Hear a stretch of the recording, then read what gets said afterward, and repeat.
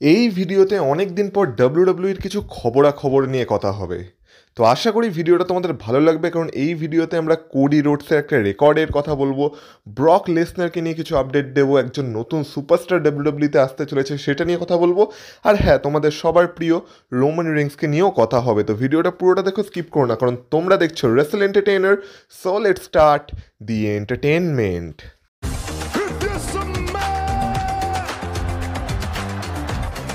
Acknowledge me. Acknowledge me. You there, sitting at home. Acknowledge me.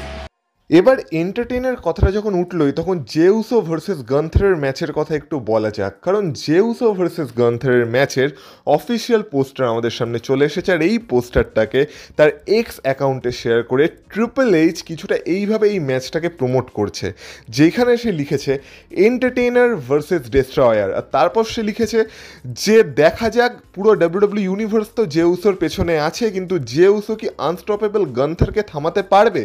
তো এইভাবে সেই ম্যাচটাকে কিছুটা হাইপ করেছে।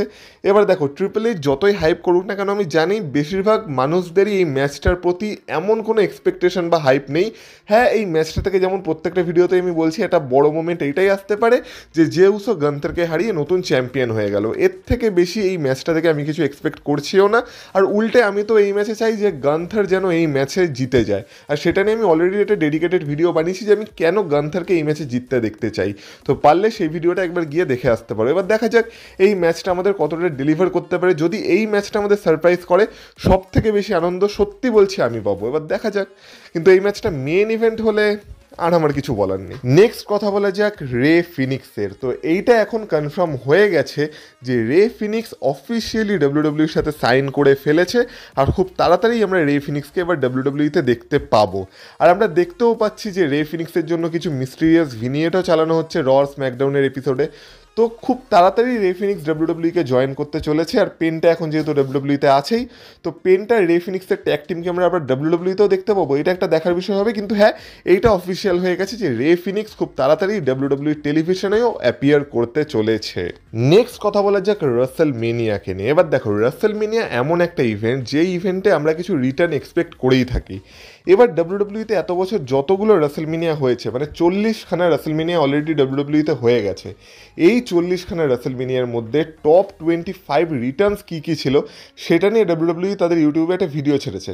এবার আমরা 25খানা রিটার্নের কথা তো এখানে বলছি না, কিন্তু এই ভিডিওতে আমি তোমাদের টপ 10 রিটার্ন কারা কারা ছিল ডাব্লিউডাব্লিউর অ্যাকর্ডিং সেটা আমি তোমাদের জানিয়ে রাখছি। যেখানে নাম্বার 10-এ আছে দি আন্ডারটেকারের রিটার্ন, যেটা হয়েছিল রাসেলমেনিয়া 40-তে। নাম্বার 9-এ ডাব্লিউডাব্লিউ রেখেছে স্টোন কোল্ড স্টিভ অস্টিনের রিটার্ন, যেটা হয়েছিল রাসেলমেনিয়া 38-এ।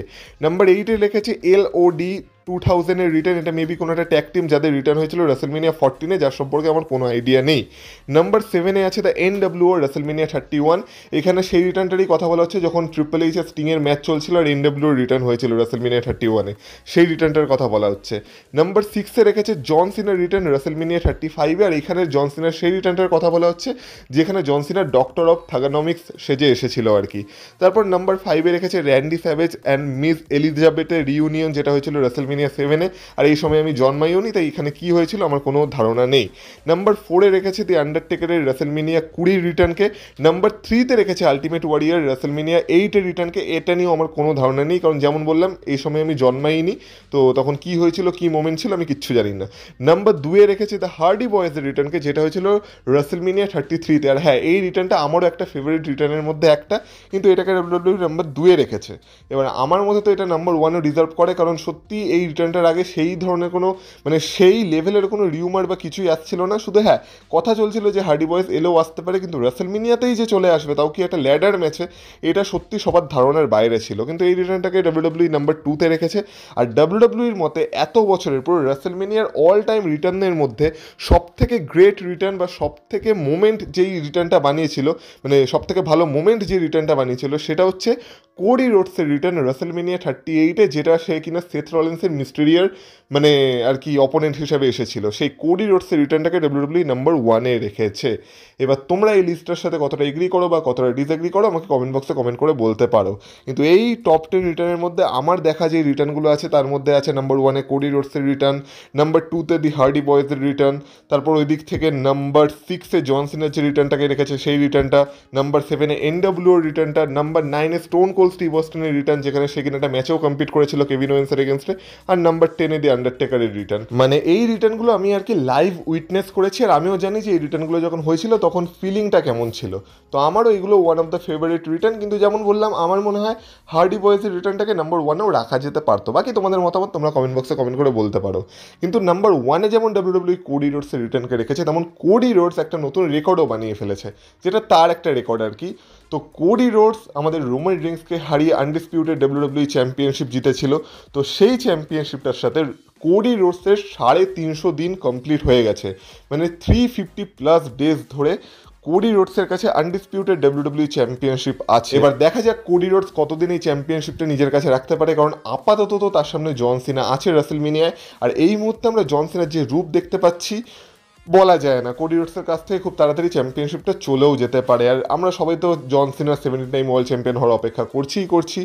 তো দেখা যাক, কিন্তু কংগ্রাচুলেশনস টু কোডি রোডস। এবার এটাও দেখার বিষয় যে জন সিনাকে যদি কোনোভাবে কোডি রোডস হারিয়েও দেয়, তাহলেও কোডি রোডস আমাদের ওটিসি রোমান রিংসের রেকর্ডটা ভাঙতে পারে কিনা। কিন্তু হ্যাঁ, সেই রেকর্ডটা ভাঙা কোডি রোডসের জন্য খুব একটা সহজ ব্যাপার হবে না, আর আমার মনেও হয় না যে কোডি রোডস সেই রেকর্ডটা ভাঙতে পারবে বলে। নেক্সট কথা বলা যাক ব্রক লেসনারকে নিয়ে। এবার দেখো, তোমাদের মধ্যে অনেকেই আমাকে প্রতিনিয়ত কমেন্ট বক্সে ব্রক লেসনারের কথা জিজ্ঞাসা করতে থাকো।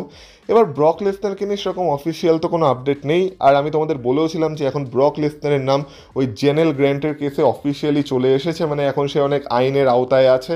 তো যতক্ষণ না সেখান থেকে তার নাম বেরাচ্ছে, এখন ব্রক লেসনার পুরোপুরি ক্লিয়ার হবেও না। কিন্তু হ্যাঁ, ব্রক লেসনার রিসেন্টলি একটা ইন্টারভিউ দিয়েছিল, আর সেই ইন্টারভিউতে যখন তাকে জিজ্ঞাসা করা হয় যে তার ডাব্লিউডাব্লিউ রিটার্নকে নিয়ে কী আর কি স্ট্যাটাস আছে, তো ব্রক লেসনার বলেছে উই উইল সি, মানে আমরা দেখছি ব্যাপারটাকে।